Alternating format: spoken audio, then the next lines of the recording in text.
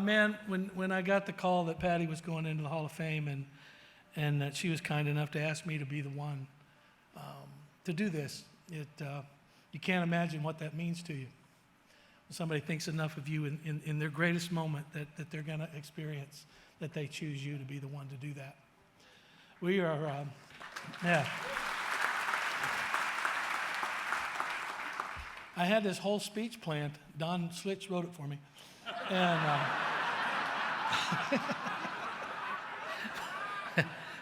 that damn Kyle Young, he stole every word I was going to say over there. So I was going to tell the story about going to fanfare, and there was Patty in the line. And you know that what he didn't tell about that part, what was funny, was nobody knew who in the hell I was that was in the line. I think Patty might have been the only one. But in those days, I was on RCA, and Alabama was hot, Charlie Pride was hot, and he'd sit in their booth, and the people would all line up, and they'd get in their line and everything. And there was all these people that had all this Alabama stuff, you know. They had it close to their chest, and they'd just look at me in the booth. And they wouldn't come and ask me for my autograph because they'd lose their place in line. That's my first memory of fanfare. And but Patty came up and said, "Hey, I like what you do, and I'm an artist, and we're gonna sing together someday." And boy, did we! Boy, did we!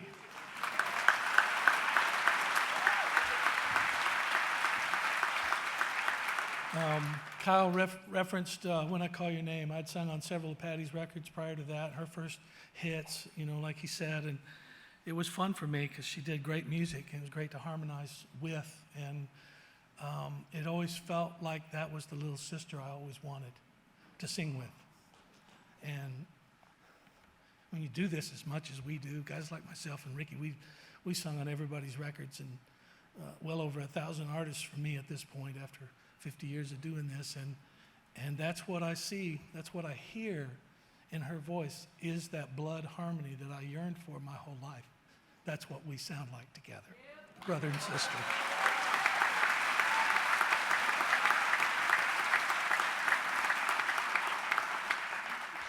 And I've got stories I might tell, but I probably shouldn't, and we'd probably be better off, but my God, we toured together all the time, and what was fun about touring with Patty is all the songs she wouldn't do in her set, I'd just do them in the encore. I'd do about 8 of Patty's songs when we were done, and 'cause I love playing on them and singing on them, and we just have such a deep and respected friendship. You know, her husband Emery and I are friends for 45 years. We met when I was a 19-year-old kid moving out to California, and there's your genius for you. I moved to California with a banjo. Don't try that.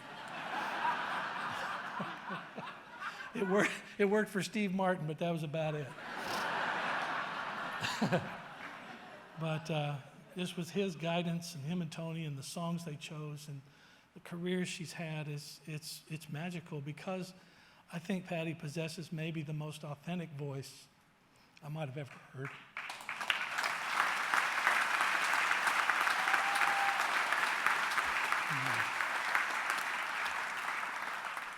So I'll keep this short, and just so grateful for the love that we have for each other and the respect. And please come up here and let us induct you as the newest member of the Country Music Hall of Fame, Patty Loveless.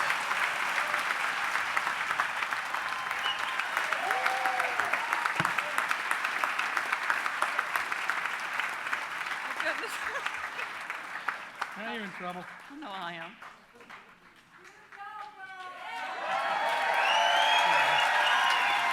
Go look at the top.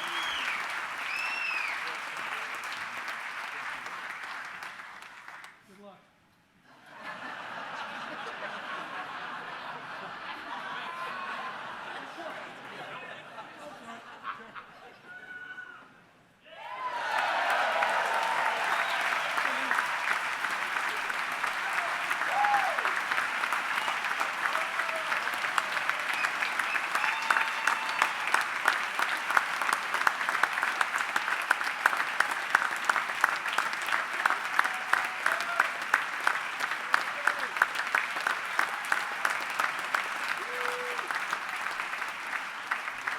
Goodness.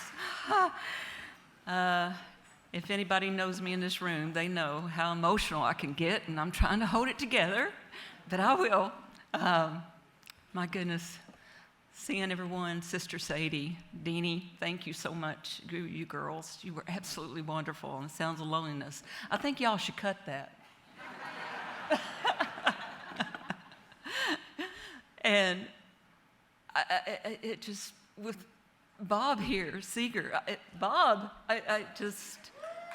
that was a real shock for me. I would never have expected that. I was trying to think, who could it be? And for Vince to do Lonely Too Long, he always told me that was a favorite song of his. And to hear him do it, Vince, I think you should cut that too. Hey, Bob, I'm a song plugger. But going back over all the years, the one person I wish truly could be here with me tonight is my brother, Roger Ramey. He passed away last June in 2022.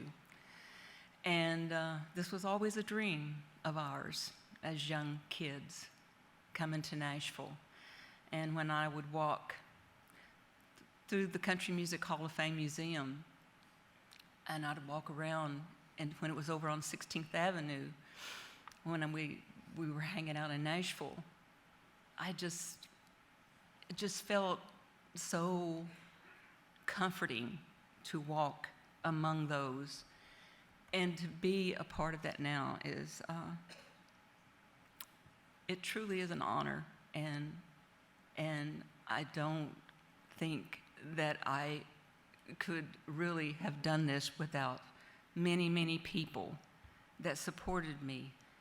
And always, because like they said, I was a real shy kid, but they were always pushing me, and my brother was one, my whole family.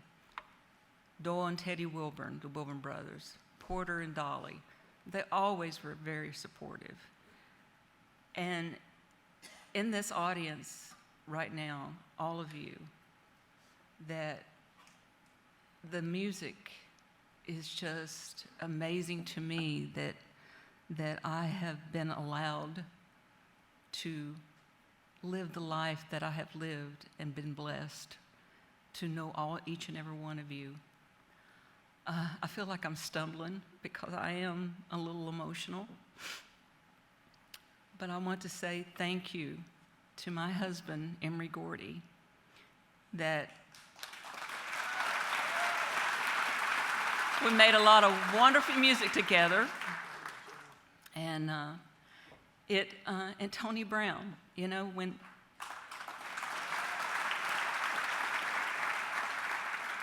I took a chance on this young girl, and I'm very, very thankful to each and every one of you. I'm a little bit weak right now in the legs. I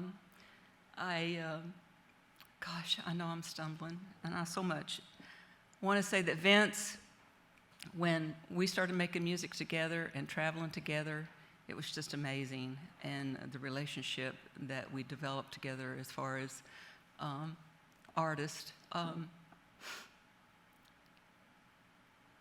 I want to say thank you to each and every one. And forgive me, I'm a little bit taken back by this, and I have to step back. Thank you so much. It's an honor.